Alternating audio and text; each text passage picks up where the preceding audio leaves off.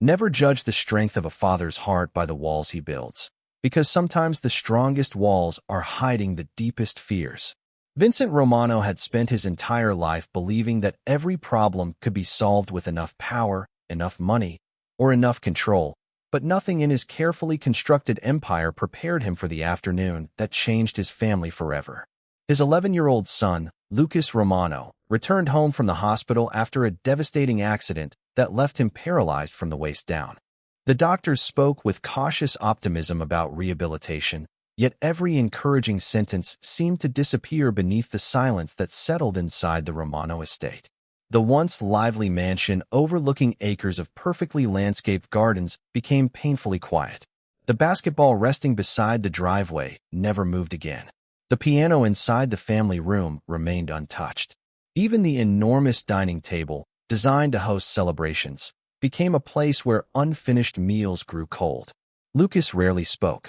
He spent most of his days staring through the bedroom windows, watching children ride bicycles along the distant neighborhood streets, while wondering if he would ever experience that freedom again. Vincent watched his son disappear a little more every day, and the helplessness frightened him more than any rival ever had. Over the years, he had learned that people often wore kindness like a carefully chosen suit, displaying it only when someone important was watching. Employees smiled when the boss entered the room. Visitors praised loyalty while secretly pursuing their own interests. Vincent had seen too many masks to believe easily in genuine compassion anymore. After several caregivers resigned because the work demanded patience beyond what they expected, his trust completely disappeared. He quietly instructed a professional security company to install additional cameras throughout the mansion. Tiny lenses were hidden inside decorative bookshelves, elegant light fixtures, hallway artwork, and carefully crafted ceiling moldings. The system covered nearly every common area and every space where Lucas would spend his day. The purpose was simple. Vincent wanted to know exactly how the next caregiver behaved when no one believed they were being watched. Several days later, Grace Johnson arrived carrying only a modest travel bag, neatly folded employment papers, and a warm smile that did not seem rehearsed. She was a black maid in her middle 30s whose calm presence somehow softened the atmosphere before she even spoke. Her natural curls were neatly arranged beneath a simple headband, and her housekeeping uniform was spotless without appearing overly formal. She greeted every employee by name after hearing it only once and thanked the groundskeeper for opening the front gate as though his kindness deserved recognition. When Vincent met her inside the grand foyer, he offered only a brief handshake and a polite welcome. His expression remained reserved, his words measured, and his expectations low. He explained Lucas's daily schedule with the precision of a businessman presenting an important contract. Physical therapy sessions, medication reminders, reading time, nutritious meals, safety above everything else. Grace listened without interrupting, nodding thoughtfully before answering with quiet confidence. "I understand, sir.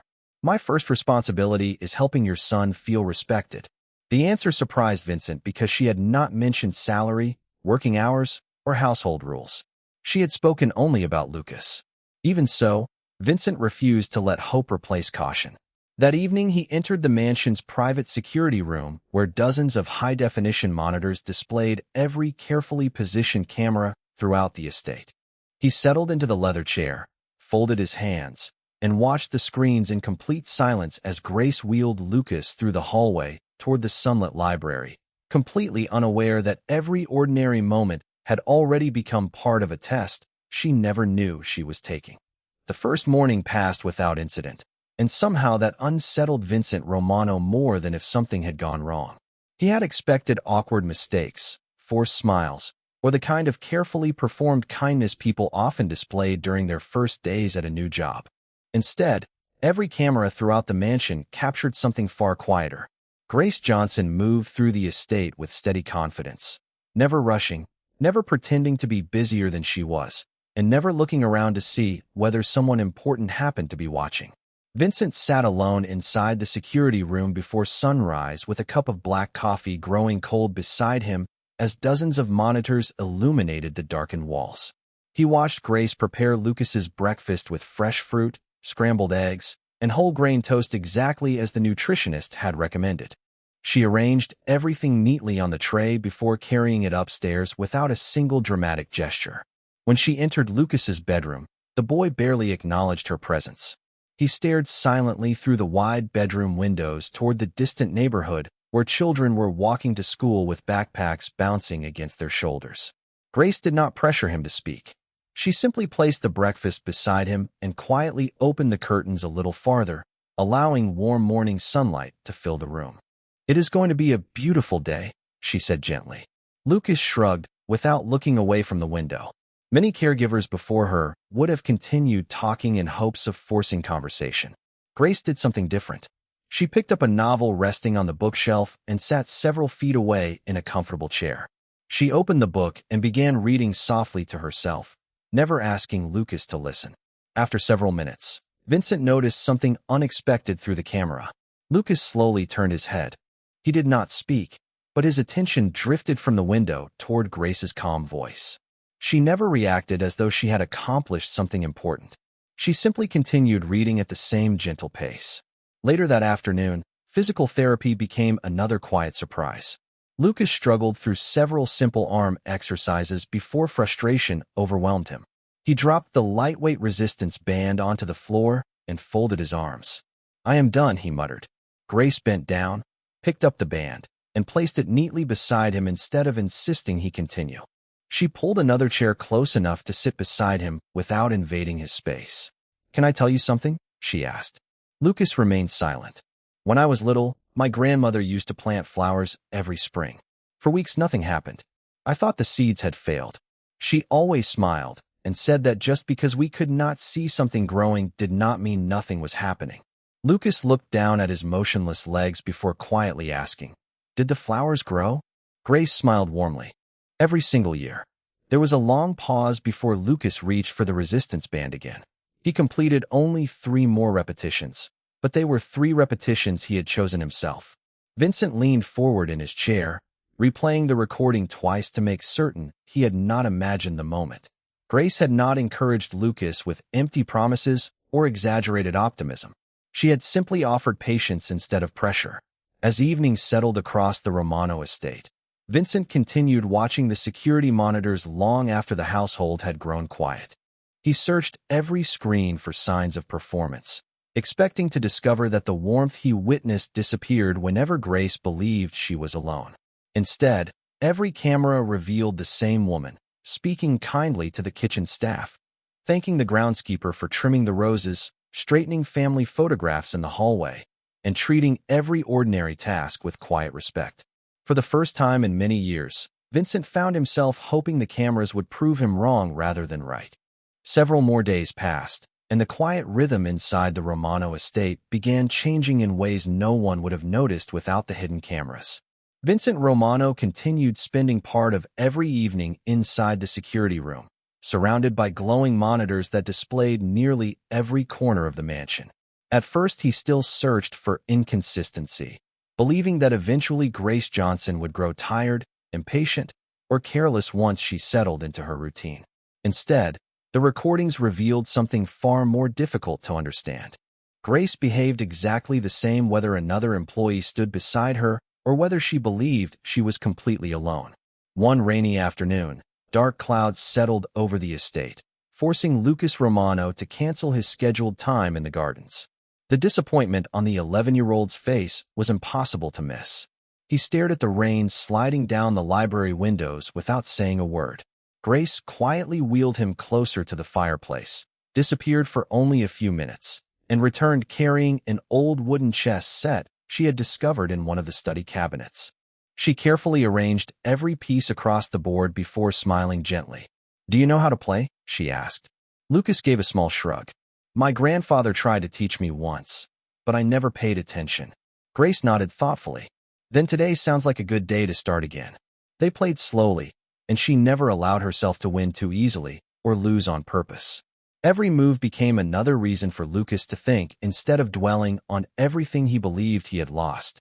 When the game ended, Grace laughed softly after accidentally trapping her own queen. Lucas looked at the board, then at her, and for the first time since returning from the hospital, a genuine smile appeared across his face. It lasted only a few seconds before fading again, but Vincent immediately replayed the recording twice, almost unable to believe what he had seen. Later that evening, Grace returned to the library carrying several books from the mansion shelves. Instead of choosing stories about heroes who defeated impossible enemies, she selected books filled with explorers, inventors, musicians, and scientists who had overcome disappointment through patience and determination. She read each chapter with warmth and expression, occasionally changing her voice for different characters until Lucas quietly laughed again. She never looked toward the ceiling where one of the hidden cameras rested inside an elegant light fixture. She had no reason to perform because she had no idea anyone else would ever witness those moments. As the weeks continued, Grace created small traditions without announcing them. Every Tuesday afternoon became puzzle day. Every Thursday, she and Lucas listened to old jazz records while organizing family photographs into albums that had not been opened in years. On Friday evenings, they watched classic baseball games, and Grace asked Lucas what he would have done differently if he had been the manager. Instead of reminding him about everything he could no longer do, she constantly invited him to imagine everything he still could. Vincent noticed another remarkable detail while reviewing the recordings. Grace never spoke to Lucas with pity. She never lowered her voice as though he were fragile, and she never filled the room with unrealistic promises about miracles. She treated him exactly like an intelligent young boy who deserved honesty, encouragement, and respect. One night, after every employee had gone to bed, Vincent remained alone before the glowing monitors once again.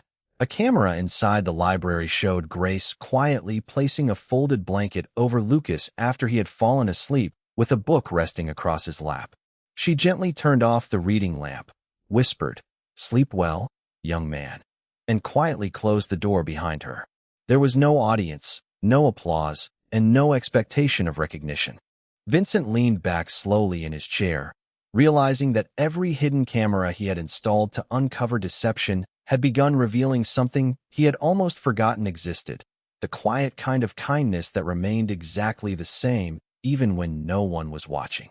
By the beginning of the third week, the cameras had accumulated hundreds of hours of ordinary moments. Yet Vincent Romano found himself replaying the smallest scenes more often than the dramatic ones. He no longer searched for evidence that Grace Johnson was pretending to care. Instead, he watched with growing curiosity, trying to understand how someone could remain so consistently thoughtful without expecting recognition. Every evening, after the household settled into silence, he sat alone before the glowing monitors while the rest of the mansion slept. The recordings showed a rhythm that no schedule had required. Grace always finished her assigned responsibilities before checking on Lucas Romano one last time. Even when her workday had technically ended, she never hurried toward the staff, entranced the moment the clock allowed her to leave.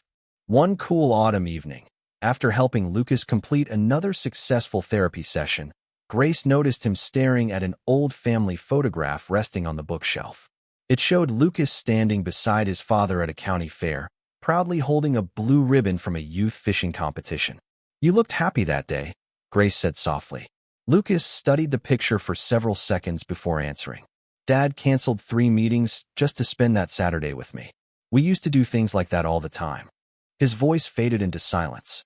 Grace did not offer empty comfort. Instead, she carefully placed the photograph back on the shelf and wheeled Lucas toward the covered terrace overlooking the gardens. The evening air carried the scent of pine trees and freshly cut grass as the last light of sunset painted the sky with warm shades of orange and gold. They sat together without speaking for several minutes.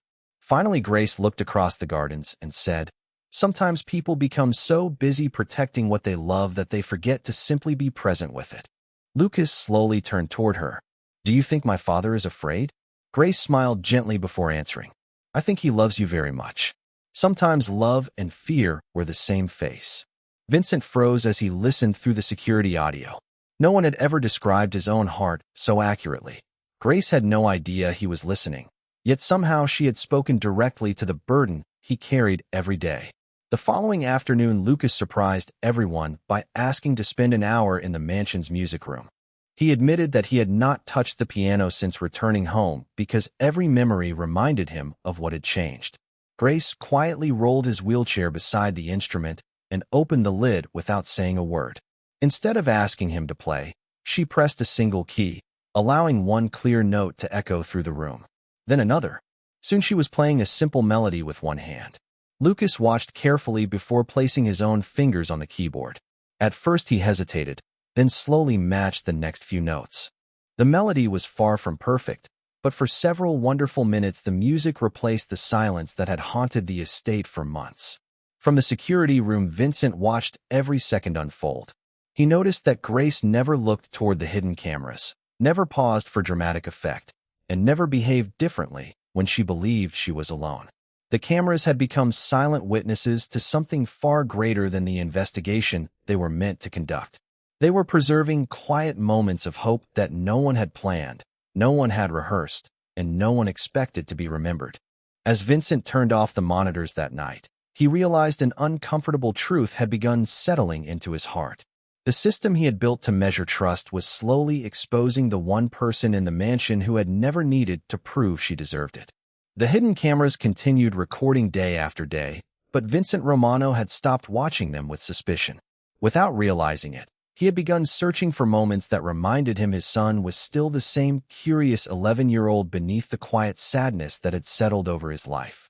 One Saturday morning, soft sunlight filled the breakfast room as Grace Johnson wheeled Lucas Romano toward the large windows overlooking the gardens. Instead of placing the meal directly in front of him, she opened the curtains completely and smiled. "The roses are finally blooming," she said. Lucas looked outside and noticed dozens of bright flowers swaying gently in the morning breeze. "My mom planted those years ago," he whispered. Grace nodded. "Then she left something beautiful that still grows." Lucas remained silent for a moment before asking, "Do you ever miss someone so much that you feel like part of your life stopped too?" Grace looked toward the gardens before answering with unusual honesty. "I do." Lucas turned toward her for the first time that morning.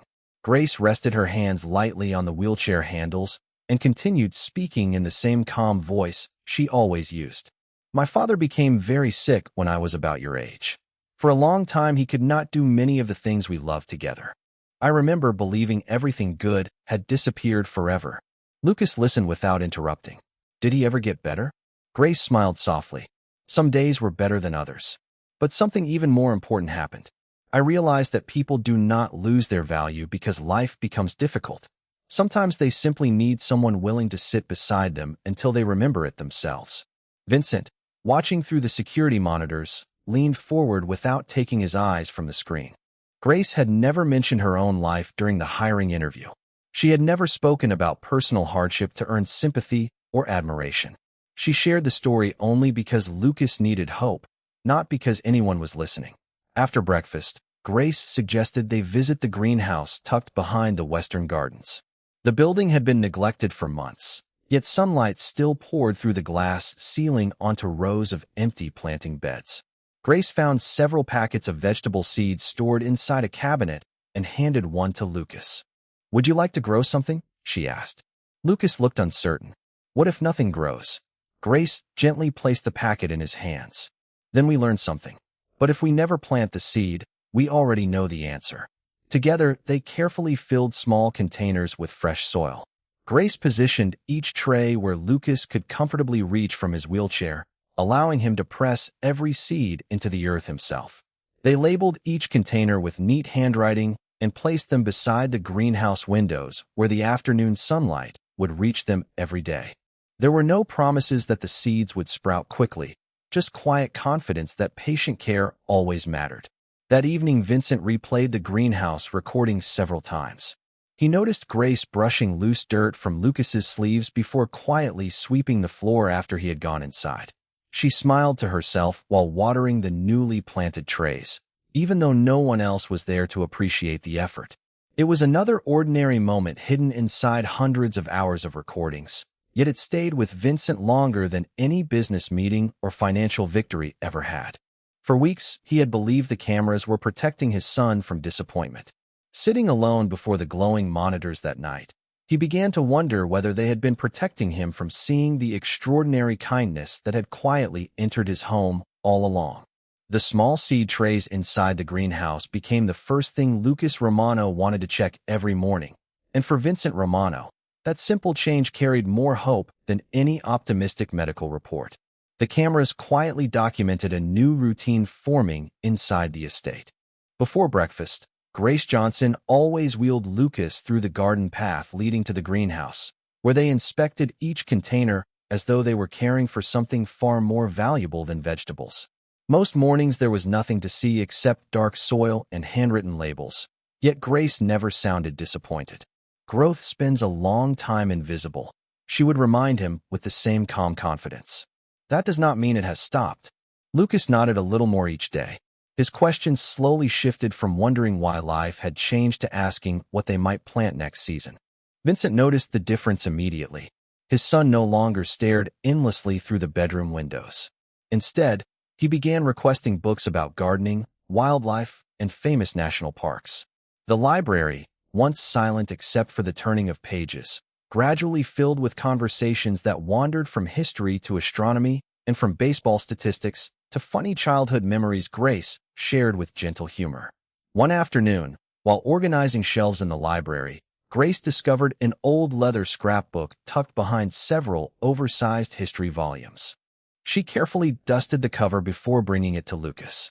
Inside were photographs of him with his late mother at county fairs, family picnics, elementary school concerts, and fishing trips with Vincent. Lucas quietly turned each page, smiling at some pictures while growing emotional at others. Grace never interrupted those moments. She simply sat nearby, allowing silence to do what words could not. After several minutes, Lucas looked toward her and asked, "Do you think people disappear when they are gone?"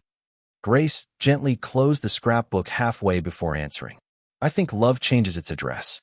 We stop seeing someone with our eyes, but we keep finding them in the lessons they left behind, in the habits they taught us, and in the kindness we choose because of them."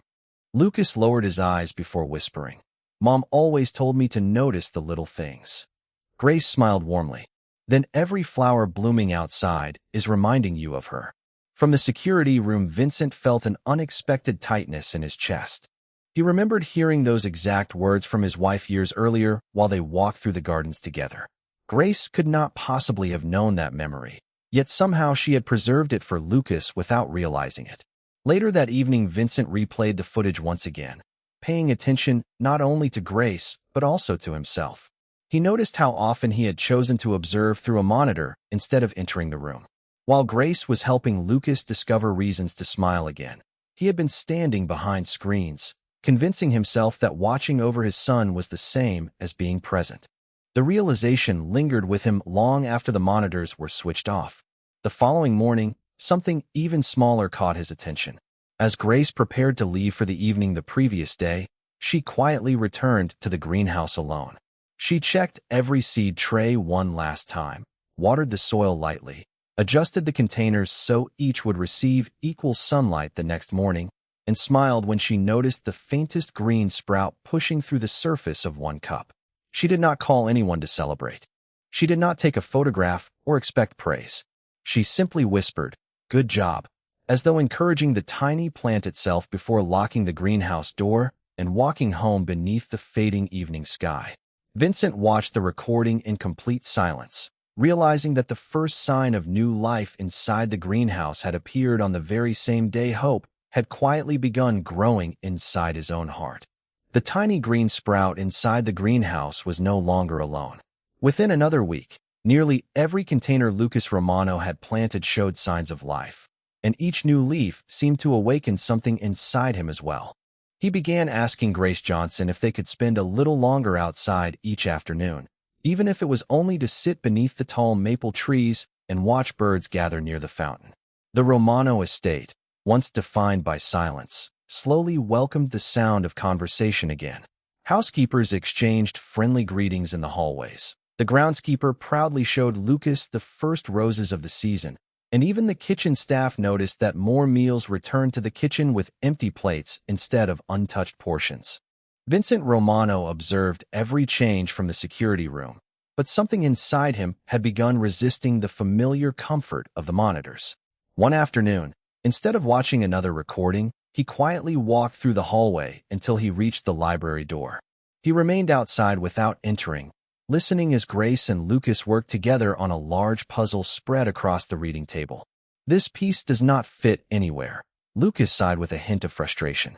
Grace smiled as she examined the colorful picture. "Maybe it does not belong where you are trying to force it." Lucas looked at the small cardboard piece again before moving it to another section of the puzzle. It slipped perfectly into place. Grace laughed softly. "Sometimes the answer changes when we stop insisting on the wrong question." Vincent stood motionless outside the room. The conversation sounded like a lesson about puzzles, yet somehow it reached much deeper than that. He quietly stepped away before either of them noticed he had been there. That evening, rather than returning immediately to the security room, Vincent wandered into the greenhouse for the first time in months. He found Grace kneeling beside one of the planting tables after her workday had officially ended. She was gently tying small wooden markers beside each growing plant so Lucas could easily remember what he had planted. There was no supervisor nearby, no family member watching, and no expectation that anyone would ever know she had stayed late. Vincent remained hidden behind the greenhouse doorway for several moments before noticing something else. Grace carefully removed a small paper bag from her purse. Inside were several packets of flower seeds and a pair of lightweight gardening gloves perfectly sized for a child. She quietly placed them inside one of the storage cabinets without writing her name on the receipt tucked inside the bag. It was obvious she had purchased everything with her own money. She closed the cabinet, looked around to make certain the greenhouse was tidy, and whispered to herself, "He will enjoy these when the vegetables are ready." Then she switched off the lights and walked toward the staff entrance as though nothing unusual had happened. Vincent waited until she disappeared before entering the greenhouse himself. He opened the cabinet and found the unopened seed packets resting neatly beside the child-sized gloves. There was no note asking for reimbursement, no request for recognition, and no indication that Grace ever intended anyone to discover what she had done. For a long moment, he simply stood there holding the small gardening gloves in his hands. They weighed almost nothing, yet they carried more meaning than expensive gifts he had purchased over the years. As he looked across the greenhouse toward the young plants reaching quietly toward the evening light, Vincent understood that the greatest acts of kindness were often the ones carefully hidden from the world, offered not because someone might be watching, but because a generous heart simply could not choose any other way. The next morning, Vincent Romano made a decision that felt far more intimidating than any negotiation he had ever faced. Instead of retreating to the security room after breakfast, he walked into the greenhouse where Grace Johnson and Lucas Romano were carefully watering the growing plants. Lucas looked up with surprise. "Dad, you are here early." Vincent smiled, something that had become increasingly natural over the past several weeks. "I thought maybe I could help." Grace stepped aside without hesitation and handed him a small watering can. There was no awkwardness, no curiosity about why he had suddenly joined them, only the quiet assumption that every father belonged beside his son. Together, they spent nearly an hour tending the small garden. Lucas proudly pointed to the vegetables beginning to sprout, explaining which rows had grown the fastest and which flowers he hoped would bloom before summer. Vincent listened carefully, realizing he had missed countless conversations like this while sitting behind glowing monitors. That afternoon, after Lucas began his physical therapy session with another specialist, Vincent invited Grace into his private study. Sunlight streamed across the polished wooden floor as she quietly entered, expecting another discussion about household schedules or medical appointments. Instead, Vincent stood beside the large windows for several moments before finally speaking. "There is something I should have told you on your first day." Grace waited patiently without interrupting. Vincent slowly turned toward her, his expression carrying a sincerity she had never seen before. "When you accepted this position, I had additional security cameras installed throughout the house. I wanted to watch every interaction with Lucas because I was afraid of trusting the wrong person again." The room became completely still. Grace lowered her eyes briefly, absorbing his words without visible anger. Vincent continued before silence became too heavy. "I believed I was protecting my son. Instead, those cameras showed me something I was not expecting." Grace looked at him gently. "What did they show you?" Vincent took a slow breath. "They showed me a woman who treated my son with the same kindness whether anyone was watching or not. They showed me someone who stayed after work without asking for overtime, who bought gardening supplies with her own money, who encouraged my son when everyone else had almost given up, and who reminded him that hope grows quietly. Grace remained silent for a moment before offering a small smile. I never knew the cameras were there. Vincent nodded. I know. She looked toward the garden outside the windows where Lucas was laughing with his therapist in the distance. My grandmother used to tell me that character is simply the choices we make when applause is impossible. I have never really forgotten that. Vincent felt the weight of those words settle deeply within him. There was no bitterness in her voice, no accusation, and no demand for an apology. She had answered with the same quiet grace that had transformed his home from the beginning. He reached into his desk drawer and placed a small envelope on the table. Inside was reimbursement for every gardening supply, every book, every game, and every small purchase she had quietly made for Lucas. Grace glanced at the envelope but gently pushed it back across the desk. If you would like to do something for me, she said softly, spend that time with your son instead. He has missed you far more than he has missed anything money could ever buy. Vincent looked through the window again as Lucas waved excitedly toward the greenhouse, eager to show his father another tiny flower beginning to bloom. At that moment, Vincent understood that every hidden camera had captured far more than ordinary days inside a quiet mansion. They had preserved the lesson that would remain with him for the rest of his life, that genuine kindness never waits for an audience because its greatest reward has always been the life it quietly changes. Spring arrived quietly at the Romano estate, and with it came changes that no camera could ever fully capture. The greenhouse that had once held nothing but empty trays and uncertain hope now overflowed with bright flowers, climbing vines, fragrant herbs, and rows of healthy vegetables that Lucas Romano proudly called his own garden. Every morning he insisted on visiting before breakfast, and although he still depended on his wheelchair, his confidence had grown stronger than anyone could have imagined only a few months earlier. His physical therapists often remarked that determination was becoming one of his greatest sources of progress, but Vincent Romano knew the true beginning of that determination had not started inside a rehabilitation clinic. It had started with a woman who believed that kindness could quietly restore what fear had almost destroyed. True to his word, Vincent ordered every hidden camera removed from the mansion. One by one, the tiny lenses disappeared from bookshelves, ceiling fixtures, picture frames, and hallways until the estate no longer felt like a place built on suspicion. Several employees noticed the changes, but asked no questions. They simply sensed that the atmosphere inside the house had become lighter. Vincent no longer watched his family through glowing screens. Instead, he joined Lucas for breakfast, helped water the greenhouse after business meetings, and sometimes spent entire evenings playing chess in the library, laughing whenever his son discovered another clever move. Grace Johnson continued her work exactly as she always had. The absence of the cameras changed nothing about her routine because she had never known they existed in the first place. She still greeted every employee warmly, still organized the library shelves with quiet care, still encouraged Lucas during difficult therapy sessions, and still found reasons to celebrate the smallest victories. One warm Saturday afternoon, the Romano estate hosted a modest family luncheon in the garden. There were no reporters, no business partners, and no elaborate speeches. It was simply a gathering of the people who had helped transform a house back into a home. The long wooden table overlooked the blooming greenhouse, where butterflies drifted lazily among the flowers Lucas had planted months earlier. Before everyone sat down, Vincent stood and gently cleared his throat. The quiet conversations faded. Every eye turned toward him. He looked first at his son, then at Grace. For a long time, he said calmly, I believe protecting my family meant watching everything.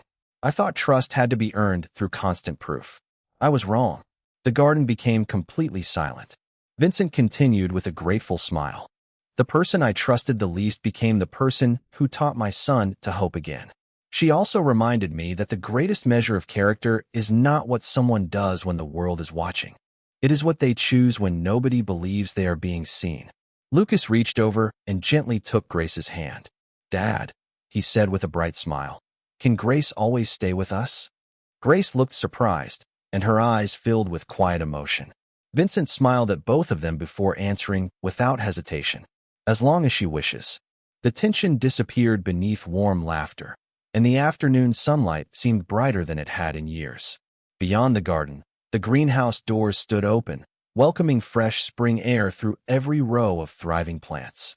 Vincent looked across the estate he had spent a lifetime protecting and finally understood that the safest homes are not built with walls, locks, or hidden cameras. They are built by people whose goodness remains unchanged even when no one is looking. And on that peaceful spring afternoon, as a father sat beside his son and a humble woman quietly accepted a place at the family table, everyone present witnessed something far more powerful than suspicion ever could. They witnessed what dignity, compassion, and quiet kindness truly look like when they are allowed to grow.